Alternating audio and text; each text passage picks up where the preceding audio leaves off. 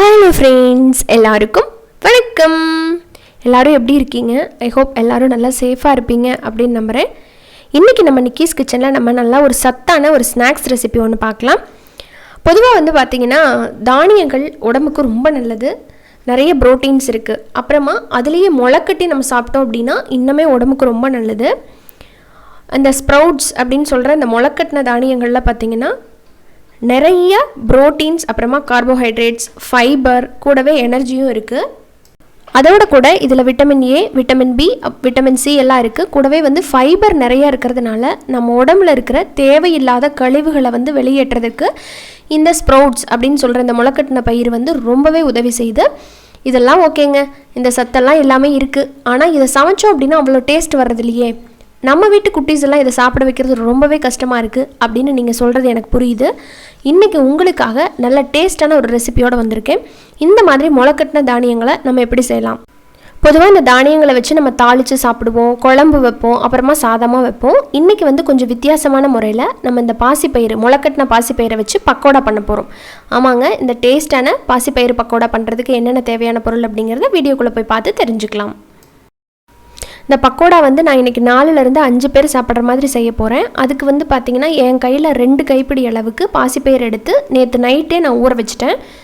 காலையில் பார்த்திங்கன்னா நல்லா ஊறி வந்துருச்சு. ஊறினதுக்கப்புறம் தண்ணியெல்லாம் வடிச்சிட்டு அப்படியே ஒரு மூடியை போட்டு வச்சிட்டிங்கன்னா ஈவினிங்குள்ளே உங்களுக்கு நல்லா முளைக்கட்டி வந்துடும். இப்போ இது டபுள் சைஸ் ஆகிடுச்சு. 2 கைப்பிடி போட்டேன் இல்லைங்களா, இப்போ 4 கைப்பிடி அளவுக்கு இருக்குது.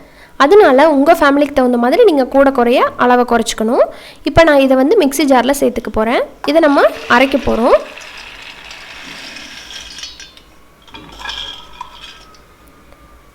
இப்போ பாசி பயிரை பார்த்திங்கன்னா மிக்ஸி ஜாரில் சேர்த்தாச்சு. அடுத்ததான் இதில் என்னென்ன பொருள் சேர்க்கலாம் அப்படிங்கிறத பார்க்கலாம்.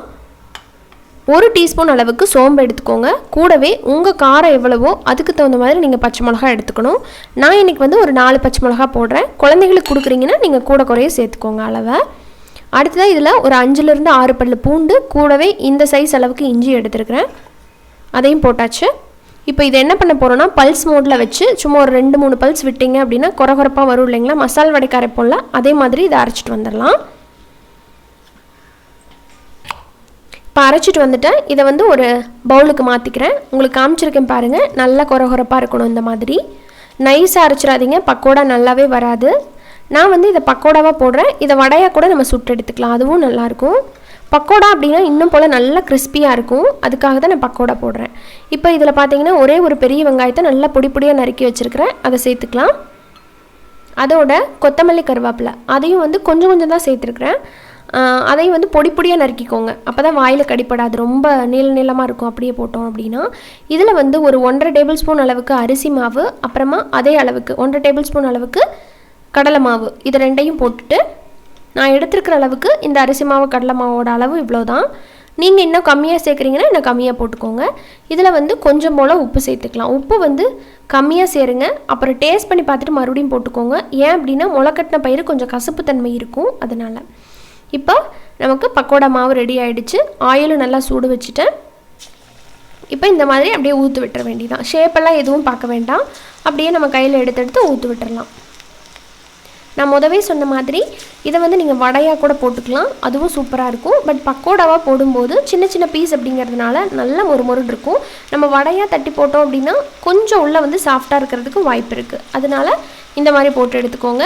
இது லஞ்சுக்கு நீங்கள் பண்ணலாம், ஈவினிங் ஸ்நாக்ஸுக்கும் நீங்கள் ட்ரை பண்ணலாம். ரொம்ப ரொம்ப சூப்பராக இருந்ததுங்க. ஒருவேளை முளைக்கட்ட முடியல அப்படின்னா கூட நீங்கள் சாதாரணமாக பாசிப்பயிரை ஊற வச்சும் நீங்கள் இதே மாதிரி பண்ணிக்கலாம், அது நம்மளோட விருப்பம்தான். இன்னும் முளைக்கட்டி சாப்பிட்டோம் அப்படின்னா இன்னும் உடம்புக்கு நல்லது அப்படிங்கிறதுனால நான் அந்த ஸ்டெப்பையும் இதில் இன்க்ளூட் பண்ணியிருக்கிறேன். இப்போ இந்த மாதிரி திருப்பி திருப்பி விட்டு நல்லா முருகலாக வர்றது வரைக்கும் இதை நம்ம ஃப்ரை பண்ணி எடுத்துட வேண்டியதுதான். ரொம்ப சிம்பிள். இப்போ பாருங்கள் எந்த அளவுக்கு மொறுமொருன்னு இருக்குன்னு காமிக்கிறேன்.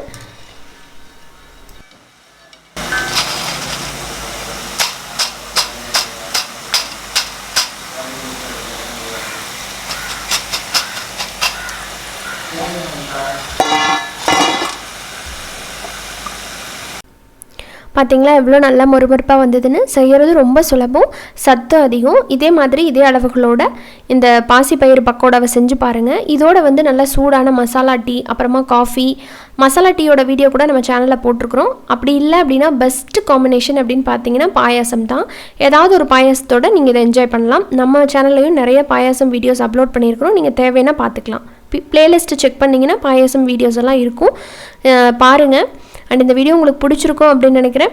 அண்ட் பிடிச்சிருந்தது அப்படின்னா மறக்காமல் நம்ம சேனல் நிக்கிஸ் கிச்சனை சப்ஸ்கிரைப் பண்ணிவிட்டு கூட இருக்கிற பெல் ஐக்கானை கிளிக் பண்ணுங்கள். இன்னொரு இன்ட்ரெஸ்டான ரெசிபியோட உடனே பார்க்கலாம். நன்றி, வணக்கம். Stay home, stay safe.